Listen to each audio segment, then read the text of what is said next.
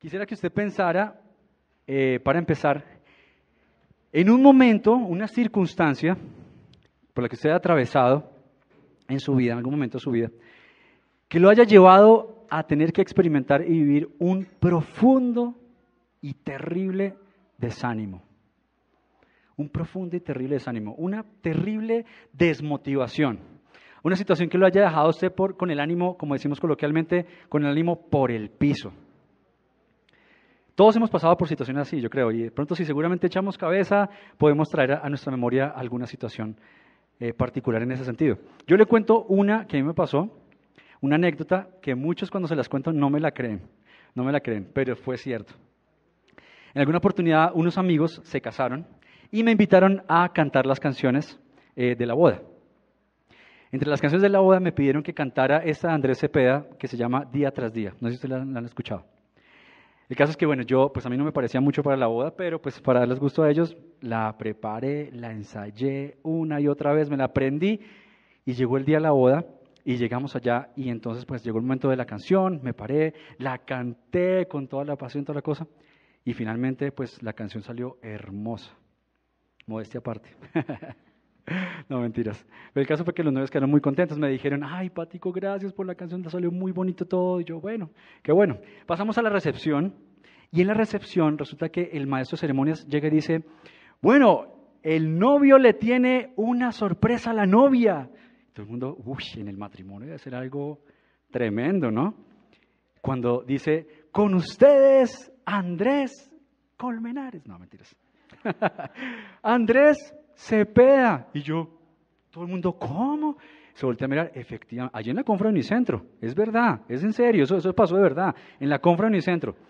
Y nos volteamos todos a mirar, Andrés Cepeda en la entrada, todo el mundo, uy, qué maravilla, aplaudiendo, ay, no sé qué, y Andrés Cepeda entrando y saludando a todo el mundo, y yo ya empecé a verla como oscura. Pasó al frente y entonces va a dedicarle una canción del novio a la novia. Adivinen qué canción cantó. Día tras día. Y yo, no, pero este señor, ¿qué le está pasando? ¿Cómo? Y yo, pues se podrán imaginar, claro, que yo no quería mirar a nadie. La gente como yo creo que mirándome con pesar, con lástima, ¿sí? Pues claro, yo quedé tremendamente desanimado, aplanchado, desinflado. Al final todo el mundo acercándose a decirme, oye, pero tú también la cantaste bonito, no te preocupes que tú también la cantaste bonito. Y yo, sí, yo sé, tranquilo. El caso es que hay muchas situaciones de desánimo, jocosas en este caso como este, pero hay muchas otras que llegan a llevarnos al desánimo y a la desmotivación mucho más críticas y difíciles. Mucho más dolorosas, mucho más densas y pesadas. Y no, aquí no estoy refiriendo a situaciones en las que hayamos sentido, como decimos coloquialmente, jartera o pereza de hacer algo. Me refiero a un estado anímico en el que usted se ha llegado a sentir sin fuerzas y sin ganas de hacer absolutamente nada más, de no seguir adelante, de desistir, renunciar y dejar atrás las cosas, echar todo por la borda. No sé si le ha pasado. Yo creo que somos conscientes viendo las noticias, y ahorita pensaba un poquito en eso, las noticias que hemos visto últimamente. Díganme si no, eso no le causa a uno un desánimo espantoso. Ver todo lo que pasa con la policía, el general, la renuncia, todo esto, la corrupción en la política, en el país, en el mundo entero. Díganme si eso no le causa a uno un desánimo tremendo, una desmotivación tremenda. ¿Y por qué menciono todo esto? Porque por un lado creo que todos nos podemos ver identificados con una situación así, de desánimo. Bien sea a nivel personal, bien sea a nivel mundial, no sé. Pero nos hemos visto envueltos en situaciones de desánimo, desmotivación, de desesperanza, las cuales nos pueden llevar a pensar muchas cosas, tomar decisiones equivocadas. Bien sea en el ámbito laboral, bien sea en el familiar, bien sea en el estudio, chicos, en la universidad, en el colegio. Bien sea aquí en la iglesia, incluso, en la iglesia misma, situaciones que nos llegan a desanimar por X o Y razón. ¿Y por qué menciono todo esto? Porque está relacionado, íntimamente relacionado con el contexto en medio del cual se escribe la carta a los hebreos, que es la que estaremos estudiando y meditando esta mañana. No la carta en sí, pero sí un texto que está en ella y nos compete mucho alrededor de este tema del desánimo, porque es una comunidad a la cual el autor le escribe esta carta en medio de unas situaciones particulares y de múltiples situaciones que precisamente les están causando un desánimo terrible a esta comunidad, una comunidad de creyentes, cristianos de tiempo atrás, que están pasando por persecución, por maltrato, humillación. Algunos de ellos están siendo encarcelados, otros están siendo despojados de sus bienes. Están pasando por una situación crítica, terrible, que los está llevando al desánimo profundo, a la desmotivación total. Ya no en el ámbito laboral, ya no en el ámbito de pronto de la familia, sino en su fe. Lo está llevando a desanimarse y desmotivarse por completo en su fe. ¿Le ha pasado? ¿Nos ha pasado eso? Hemos llegado a algún punto en el que nos desanimamos en nuestra fe, en nuestro caminar con el Señor, y llegamos de pronto a pensar en, pues de pronto, como seguramente pensaron estos destinatarios de esta carta, pero si vamos a seguir a Cristo, ¿para esto? ¿Vamos a poner nuestra fe, vamos a seguirlo, a obedecerlo, a conocerlo, para esto? ¿Para que nos persigan, para que nos maltraten, para que nos humillen? Pensamiento seguramente de una persona que estaba creciendo hasta ahora en la fe y no había cimentado realmente su fe en lo que el autor viene a decirles y a recordarles como lo más importante. Y quiero que prestemos mucha atención en este punto, porque es algo a lo que el autor en los capítulos previos al 10, que es el que estaremos leyendo esta mañana, les hace ver como lo primordial, lo más importante. No queriéndoles decir que no tienen el derecho de desanimarse, sino queriéndoles decir, en medio del desánimo, ¿qué es lo más importante? ¿Qué es lo más importante? Y el autor empieza a hablarles de Cristo. Curioso. No decirles, vamos, adelante, ustedes pueden, levántense. Dice, Cristo es la mejor razón y mayor razón para ustedes cobrar ánimo, fuerza en medio del desánimo. Cristo, ¿quién es? Empieza a decirles, ¿quién es Cristo? Y empieza, imagínense, 9 capítulos dedicados prácticamente a esto, a explicarles y a recordarles, porque ellos ya lo sabían, y a decirles, ¿quién es Cristo? ¿Qué significó la muerte de Cristo por la salvación de cada uno de los que ya habían puesto su fe en Él? Es así que en algún momento les dice, ustedes ya saben todas estas cosas, ¿tenemos que seguir repasándolas? Ustedes ya han escuchado las verdades de Cristo, de aquel en quien han puesto su fe. ¿Tenemos que seguir repasándolas? Ustedes era hora que ya estuvieran enseñándoselas a otros, por el contrario. Están pidiendo, y dice el texto así, están pidiendo leche como el alimento que piden los bebés, y no alimento sólido como lo piden los maduros. Tremendo. Como bien él dice, es una carta, el autor, una carta de exhortación. Todos podemos pasar por momentos así, pero frente a eso, una cosa fundamental que el autor les hace ver, Cristo es lo más importante. Frente al desánimo que puedan llegar a sentir en medio de las circunstancias, Cristo. ¿Quién es Él? Recuerden quién es Él, lo que hizo, el sacrificio de inmenso amor por cada uno de ustedes. Cuando de pronto, ustedes saben, los holocaustos, tantos holocaustos que se ofrecían, tantos sacrificios de corderos y la sangre derramada por el perdón de cada pecado. Y en esa medida, tras sacrificio, holocausto tras holocausto. Y aquí les dice, Cristo entregó su vida una vez y para siempre. Una vez por tus pecados y para siempre. ¿No es eso razón suficiente? Es como el sentir del autor. Pero pensando en esto, viendo y siendo conscientes que posiblemente nosotros podemos llegar a vernos envueltos en una situación así, de desánimo, de desmotivación, ¿qué cosas tener presentes? Para no dejarnos llevar como esta comunidad a tomar decisiones equivocadas en cuanto a nuestra fe. Y nos compete directamente a nosotros. Los destinatarios eran cristianos y creyentes. Podemos pensar nosotros como cristianos y creyentes, ¿qué tiene que ver con nosotros esa reflexión y esa exhortación que hace el autor? Y vamos a ver en el texto, voy pidiéndoles que puedan abrir sus Biblias en el capítulo 10, Hebreos, capítulo 10, 24 y 25. Si alguna persona no tiene Biblia, Adrianita pues está atrás con Biblias para hacerles llegar una. Hebreos capítulo 10, versículos 24 al 25. ¿Qué podemos hacer nosotros? ¿Qué tenemos que tener en mente en nosotros para un momento de desánimo? Y quiero leer el primer versículo, 24. para recalcar algo que con toda seguridad el autor está queriendo enfatizar y hacerles ver. Empieza así, Hebreos 10, versículos 24 y 25. Empieza diciendo, preocupémonos los unos por los otros, a fin de estimularnos al amor y a las buenas obras. Preocupémonos los unos por los otros. Y ese es el primer punto de su bosquejo. Preocupémonos los unos por los otros, a fin de instarnos y motivarnos al amor y a las buenas obras. Si usted lee la carta, no solamente este texto que vamos a leer, sino la carta en general, se va a dar cuenta que el autor utiliza en varias oportunidades esta frase de los unos a los otros. Aquí dice, preocupémonos los unos a los otros. En otras versiones puede usted encontrar palabras como cuidémonos los unos a los otros. Cuidémonos, protejámonos, preocupémonos los unos por los otros. Y aquí empieza a dar una idea de lo que para él es fundamental. Después de tener como primera razón suficiente el hecho de Cristo, quién es, lo que significó la muerte para cada uno de nosotros, y eso como suficiente razón para cobrar ánimo en medio del desánimo, empieza a recordarle tres cosas más. Preocupémonos los unos por los otros. ¿Qué les da a ustedes impresión una persona que insista con esta frase? Los unos por los otros. ¿Qué idea nos da eso? ¿Cómo de qué? Los unos por los otros, los unos por los otros, los unos por los otros. Él quiere dar una idea, un sentido de comunidad, en el que ni de riesgos piensen estar aislado, sino por el contrario, los unos con los otros, los unos con los otros.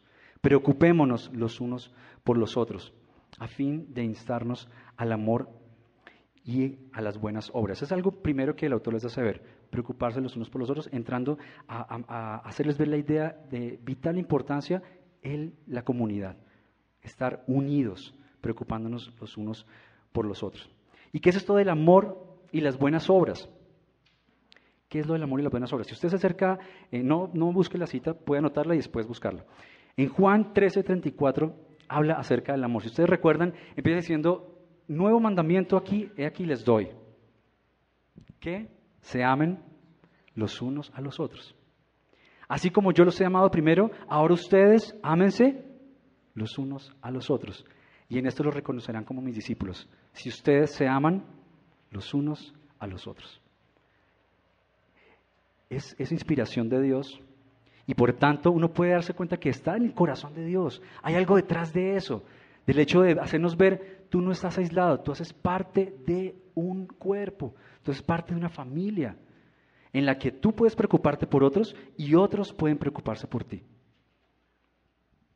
Estas personas estaban viviendo aparentemente un cristianismo aislado y solitario. Y tal vez por eso el autor se ve en la obligación de decirles hacerles la advertencia. Preocúpense los unos por los otros. Ustedes saben que hay una estadística que dice que una persona que llega a un grupo de personas y en los primeros 21 días, dice la estadística así, en los primeros 21 días la persona no se siente acogida, recibida, vinculada, aceptada, bueno, la persona se va. Eso dice una estadística. Y nosotros, digamos, aquí a nivel de la iglesia siempre pensamos mucho en eso. Que nadie que llegue aquí a la iglesia se vaya sin un abrazo, sin un saludo, sin presentarnos. ¿Cómo estás? ¿Cómo te llamas? Bienvenido. ¿Cómo conociste la iglesia? ¿Cómo llegaste por primera vez? Qué bueno, si tienes un contacto, un teléfono, por favor, para que podamos estar en contacto, tomarnos un café, charlar. Cuando una persona se siente así, dicen que la persona por lo general se queda. Pero si pasan 21 días y no ocurre eso, se va. Y no es extraño de pronto pensar que esto estuviera pasando en la comunidad. Muchos que al enfrentar la circunstancia de persecución se estuvieran marchando tal vez porque no sentían, no había eso en la comunidad, la preocupación entre unos y otros. ¿Cómo es importante? ¿Cómo es importante pensar eso? Y no sé si usted de pronto lo considere importante.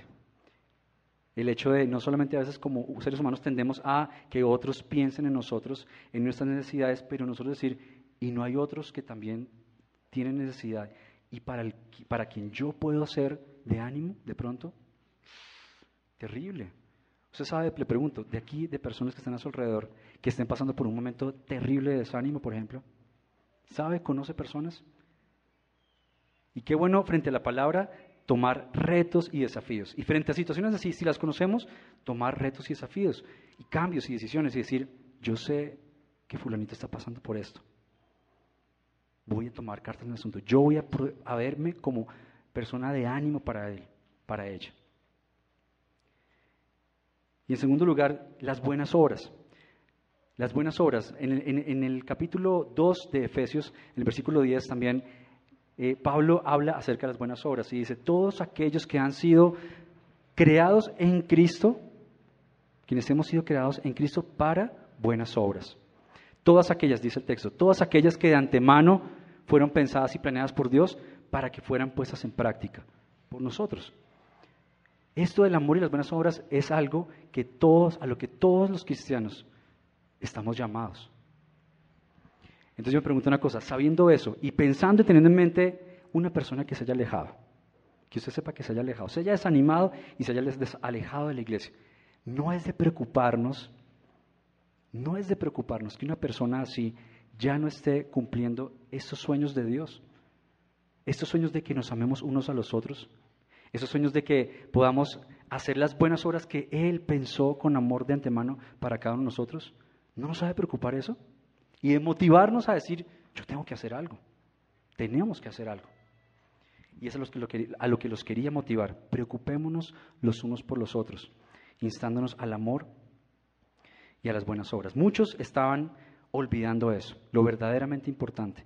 Y el desánimo los estaba llevando a alejarse, desistir, renunciar. Muchos incluso echar para atrás. Saben que muchos estaban volviendo el cristianismo a las prácticas del judaísmo, con el objetivo de que ya no fueran identificados como cristianos y por lo tanto se libraran de la persecución. Imagínense eso.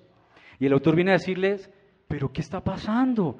Ustedes no habían escuchado, ustedes no habían ya puesto su fe en Cristo y por el desánimo, ustedes se están dejando desanimar e irse. Y ojo aquí, no desanimarse es que no se pueda desanimar. No es que no podamos desanimarnos, es que en medio del desánimo, de las circunstancias que puedan traer desánimo en la vida, ¿qué es lo más importante? Recordar lo verdaderamente importante para cobrar ánimo en medio del desánimo.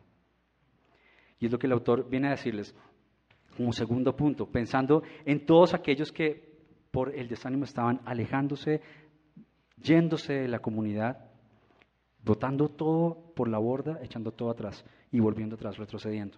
Y ese segundo punto, no dejando de congregarnos, dice a partir del versículo 25, no dejemos de congregarnos como acostumbran a hacerlo algunos.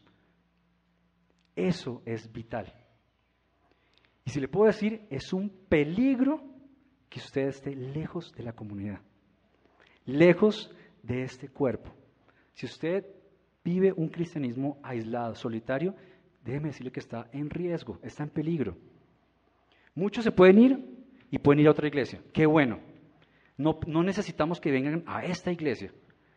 Siempre y cuando estén en una iglesia que la iglesia sea cristocéntrica, bibliocéntrica, de sana doctrina, gracias a Dios, qué bueno. Estamos creciendo para el Señor, no para una iglesia, un templo me refiero yo. Pero muchos que se van, quedan en nada. Y no sé si usted tiene presente personas así, que hayan estado ayer aquí y hoy ya no están. Y sepa usted que están en nada. No dejen de congregarse. Vital, vital, vital. No dejen de congregarse. A fin de poder, en medio del desánimo, perseverar juntos por Cristo. Lo primero, importante, clave, es tener presente la razón suficiente que es Cristo para tomar y cobrar ánimo. Y lo primero, preocupándonos por otros. ¿Cómo podemos hacerlo? Preocupándonos por otros, conservando esa idea de comunidad, no dejando de congregarnos. Es aquí, después de una semana, de un tiempo, de unas noticias duras, difíciles, que nos desaniman a todos, como lo mencionamos al comienzo, que podemos llegar acá y encontrar un bálsamo, un descanso entre unos y otros. ¿Se dan cuenta? La idea fuerte y vital acá, primordial del autor, de dar a entender la unidad. Es primordial considerar la importancia de la unidad y la familia que somos todos nosotros. Yo quiero hacerle una pregunta. Usted, si hablamos de asistencia a la iglesia, usted de los que viene a la iglesia todos los domingos, no me levante la mano. No me levante la mano, tan solo piense. Usted viene todos los domingos y usted dice, yo voy todos los domingos a la iglesia. Bueno, qué bueno. Eso es bueno y hemos hablado de lo especial que es vernos cada domingo y todo esto. Pero yo quiero hacer otra pregunta. ¿Usted se congrega en la iglesia? ¿Usted se congrega en la iglesia? Es diferente. Son dos cosas diferentes. ¿Asiste a la iglesia o se congrega en la iglesia? El que asiste perfectamente puede llegar acá a las 12:30, cuando todo el mundo está sentado, se sienta, escucha, canta y se va en la ofrenda. No sé si han visto personas así. No mira a nadie alrededor para no decir, el de allá de la esquina, el de allá es que se va en la ofrenda. Pero usted puede llegar y decir, voy, escucho, canto y me voy. Que nadie me hable, que nadie se meta conmigo. Yo no me meto con nadie tampoco. Yo voy, escucho mi prédica, gracias a Dios, y me voy para la casita.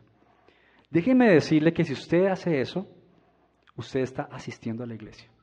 Está escuchando la palabra, claro, y gracias a Dios por eso. Pero déjeme decirle que usted está asistiendo a la iglesia. Pero usted no se está congregando. ¿Qué es la idea que el autor quiere darles a entender en cuanto a la congregación? Para decirles, no dejen de congregarse, es importantísimo. Consideren la importancia de congregarse. Les está diciendo eso, preocúpense los unos por los otros. Si usted se pregunta, ¿cómo así? Pues asistencia y congregación es lo mismo. Congregarse es que usted pueda preocuparse por otros y otros por usted. Que usted está aquí en un sitio en el que muchos lo aman, le expresan el amor con abrazos, con preocupación, con una llamada, con un mensaje, con una conversación, como también usted expresárselo a otras personas. Eso es congregarse. Saber del otro, conocer al otro, saber de las aflicciones y las necesidades de otro, orar por esas necesidades, así como otros oren por las suyas. Conozcan sus aflicciones, conozcan las circunstancias por las que usted está pasando, que lo tengan desanimado tal vez, y otros oren por usted.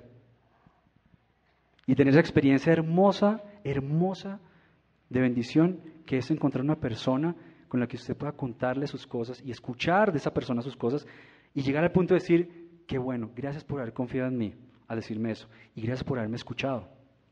¿Te parece si oramos el uno por el otro? Yo quiero orar por ti. ¿Oras por mí? Estamos orando el uno por el otro y después hablamos a ver cómo vamos. Qué belleza eso. Y cuán necesario es. Cosa que se pierde una persona que decide estar lejos, que decide estar solo y vivir un cristianismo aislado y solo, solitario. Yo recuerdo que cuando salí en alguna época, antes de entrar a trabajar aquí en la iglesia de tiempo completo en el ministerio, trabajaba en una empresa secular y alguna persona me dijo, oye, me enteré que renunciaste y que te vas a dedicar al ministerio. Y yo, sí, pues gracias a Dios es algo que yo siempre había querido. Y me decía, tú tienes que saber algo. Tú vas a estar muy solo, me decía. Y yo me quedé asusté en primera instancia. Dije, ¿cómo así? ¿Por qué? Y decía, la vida ministerial es una vida solitaria. Tú haces y haces y haces y haces cosas, pero nadie está contigo. Al final de cuentas, nadie es tu amigo. Vas a estar solo. Tremendo. Pero ¿sabe algo de lo que yo me he dado cuenta? Que es todo lo contrario. Que no solamente en la vida ministerial, porque no todo el mundo se dedica a esto, pero en el caminar con Cristo, uno llega a tener una familia más grande que lo que cualquiera de unas personas, como que pensaba esa señora que me habló y me dijo esto, puede llegar a tener. He llegado a tener más amigos que lo que cualquiera otro pueda llegar a pensar. ¿Sí? Lo que me ha llevado a pensar algo, el que quiere, la vida ministerial es muy solitaria para el que quiere, para el que lo quiere y lo decide así. Para el que como ellos decidan estar solos, aislados y solitarios. Y afrontar sus situaciones de crisis, de desánimo y desmotivación solos. Y por eso el autor les dice, congréguense. Aquí es donde ustedes pueden sentirse apoyados, ayudados por todos. Ustedes apoyar a otros y otros apoyarlos a ustedes. ¿Se dan cuenta la importancia? No sé si usted lo considera así, pero acá es algo que más que esté diciendo una persona es el corazón de Dios. el deseo de vernos a todos nosotros, como su cuerpo, como su familia, como sus hijos. Díganme si un padre no sufriría tremendamente viendo a sus dos hijos, los que tienen hijos grandes, viendo a dos de sus hijos peleando. No volviendo a hablar. Yo conozco casos en los que uno le ha dicho al otro, te desconozco, o sea, tú no eres más mi hermano, no te conozco. Al hermano. Es el sueño del corazón de Dios vernos unidos, preocupándonos los unos por los otros, amándonos los unos a los otros, creciendo juntos, como hijos suyos. El primer punto, preocupándonos los unos por los otros. El segundo punto, no dejando de congregarnos. Y el tercer punto, pensando en precisamente todas las personas que han decidido vivir un cristianismo solitario, alejarse y echar para atrás. Un tercer punto que el autor les hace ver, y es acerca de la exhortación. En esta versión, a partir del versículo 25, veníamos leyendo, no dejemos de congregarnos como acostumbran a hacerlo algunos, sino animémonos los unos a los otros. En otra versión dice, exhortémonos los unos a los otros. Su tercer punto llena el bosquejo, puede llenarlo así. Animémonos y exhortémonos los unos a los otros. Pensando en todo el contexto que hemos venido hablando. ¿Y qué se le viene a usted a la mente con esta palabra? ¿Qué reacción, qué palabras, qué forma se le viene a usted al pensar en exhortación? Perdón. ¿Qué regaño? En el primer estudio también decían eso, un regaño. ¿Qué otra cosa? En exhortación. ¿Qué es la exhortación? Como bien el autor la llama. El autor dice, esta es una carta de exhortación. Confrontar, animar, exacto, un llamado de atención, pero tal vez de pronto, ¿hasta qué punto se nos viene a la mente que la exhortación es un regaño? Oiga, ¿usted qué es lo que está haciendo? ¿Cómo se le ocurre desistir? Usted tiene que estar aquí porque usted ya se comprometió con el Señor. Y es lo coherente que usted está acá y no está haciendo las cosas que está haciendo. ¿Sí? No, es que yo tenía que exhortarlo. Y muchas veces pensamos así. Muchas veces exhortamos de ese estilo aquí en la iglesia. No sé si usted ha recibido una exhortación de ese tipo, de esa índole. Pero el caso es que la exhortación en la que estamos llamados, por un lado, es con amor. Es un llamado de atención, claro está, pero con amor, con el deseo de que la persona caiga en razón, caiga en cuenta y finalmente tome decisiones que lo lleven a un bienestar, al bienestar que Dios quiere para él. Pero a la luz del texto, es muy especial cómo el autor quiere animarlos en medio del desánimo. ¿Qué es lo que el autor considera como lo vital y lo importante? Que deben recordar, porque ya lo sabían, en medio del desánimo que están sintiendo por las circunstancias que están viviendo y pasando. Y si usted se acerca a los primeros capítulos, como decía al comienzo, se va a dar cuenta que él menciona Cristo. Cristo es lo más importante. Cuando hoy en día la forma de motivarnos y de motivar a otros, o de que motivarnos nosotros mismos o que otros nos motiven, y en ese sentido como el consejo que hoy se ve para el ánimo, para cobrar el ánimo, ¿cuál es? Usted puede. Usted no es un fracasado. Llénese de valor. Usted ve hasta dónde ha llegado y ha sido a pulso. Hágale, siga adelante. Usted puede, propóngaselo. Y ese podría ser el consejo, no sé, en una consulta médica o alguna cosa así. Qué curioso que el autor, ¿saben qué les dice? ¿Están desanimados? Piensen en Cristo. Piensen en Cristo. Piensen en quién es Cristo. ¿Quién es? Piensen en lo que hizo. Piensen en lo que significó el sacrificio de la cruz por cada uno de ustedes. Y eso es simplemente lo resumo en 3 frases, porque se imaginan todo lo que puede mencionar y la forma en que puede él tratar de expresárselos en 9 capítulos. Pero a lo que quiere llegar es esto. En medio del desánimo, piensen en Cristo. Y hoy les digo, y que todos podamos pensar en eso. Si nos llegamos a desanimar por diferentes situaciones y llegamos a desanimarnos en la fe, pensemos en Cristo. Nosotros debemos pensar en Cristo. Pensar en cuánto amor nos mostró y con cuánto amor nos perdonó en la cruz. Y pensar que es razón más que suficiente para cobrar ánimo. No para no desanimarnos, para cobrar ánimo en medio del desánimo. y continuar adelante. Es lo primordial. Pero además de eso, 3 puntos vitales que él considera necesarios para que todos recuerden y puedan perseverar y permanecer juntos en la carrera de la fe. Preocupándose los unos por los otros, cuidándose los unos por los otros, amándose, motivándose, animándose, levantándose los unos a los otros. No dejando de congregarse. Y no dejando de congregarse y animarse y exhortándonos los unos a los otros. Si usted de pronto piensa que la iglesia, yo puedo vivir mi vida, mi relación con Dios y ya. En la iglesia hay algo muy especial. Que hay chismes, sí, nadie dice que no. Que hay personas de un carácter complicado, nadie dice que no. Podemos de pronto levantar la mano y decir, sí, yo soy uno de ellos. ¿Sí? Me gusta mucho una canción, no sé si han escuchado de Santiago, que se llama La Iglesia, somos la iglesia.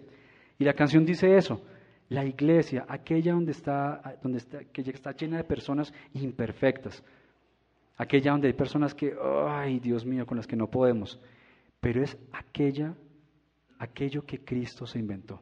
Termina la canción diciendo, la iglesia es aquello que Cristo se inventó, aquello donde muchos llegaron a conocer el amor de Cristo, aquellos a quienes muchos Cristo alcanzó. Aquella iglesia imperfecta, llena de defectos, pero es a fin de cuentas aquella que Cristo se inventó para nuestro cuidado, para nuestra protección, para nuestra preocupación, para nuestro ánimo. Piense en que otros puedan estar sintiéndose así, desanimados por X o Y circunstancias, y piense cómo usted puede llegar a ser de gran ánimo para una persona así. Y que sea un propósito suyo a partir de este día, que salga y diga, yo sé de esta persona, y yo la verdad, en el olvido, voy a coger el teléfono, voy a llamar, voy a verme con ella, no sé, si es aquí en la iglesia igualmente, lo mismo. Cuando terminamos el servicio, usted es de los que se va rápido o de pronto se queda un ratico tomándose un café, como Juaco nos invita a veces, no se vaya tan rápido, quédese abajo tomando un tinto. ¿Le parecería rico eso? Qué bueno. Y compartir con alguien, presentarse con alguien que no conozca. Oye, ¿qué tal? Mucho gusto. Conocer a la gente. No sabe lo significativo e importante que puede llegar a ser para una persona que usted se acerque. Por eso insistimos tanto y es el lema que queremos este año para terminar. Todos en grupos, que nadie esté solo, que nadie esté suelto por ahí. Queremos que todos estemos cuidándonos, protegiéndonos, amándonos, levantándonos, animándonos los unos a los otros, como insiste el autor, los unos a los otros. Así que lo animo este mes que vamos a estar todo este año incluso enfatizando mucho en la serie de predicación, cuidados para cuidar, todos en grupos. A que si usted no está en un grupo, tenga el deseo en el corazón de decir, yo no quiero estar suelto. Y entiendo que tal vez es riesgoso y peligroso para mí estar fuera de mi comunidad. Todos en grupos. Lo invito a que se anime. El próximo domingo vamos a tener un tiempo especial para eso, para que quienes no han estado en grupos y todavía no lo están, puedan animarse a vincularse a un grupo de ellos. Les dejo algunas preguntas de reflexión para que meditemos un poco al respecto del mensaje. ¿Significa para usted el congregarse mucho más que simplemente asistir cada domingo a la iglesia? ¿Invierte usted de su tiempo orando y pensando cómo animar y motivar a otros a crecer y perseverar en su caminar con Cristo? A veces podemos pensar cómo es nuestra oración en ese sentido. Señor, ayúdame, Señor, protégeme, Señor, cuídame, Señor. Pero qué bueno poder pensar en otros. Señor, yo conozco a esta persona, oro por ella. Señor, aliéntalo, anímalo, abrázalo. Darle una voz de aliento y de ánimo en esta situación por la que está pasando.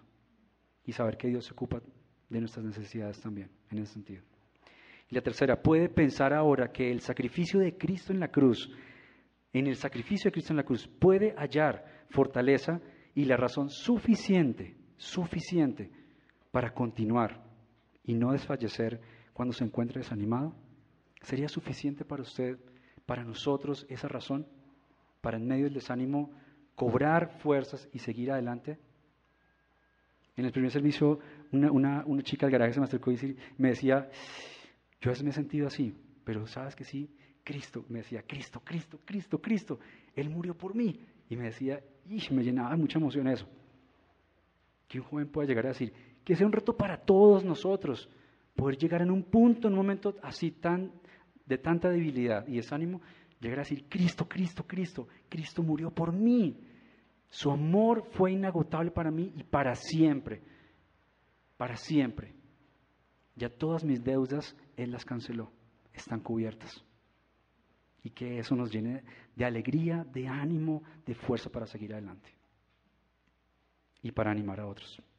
Y ayudar a seguir adelante a otros.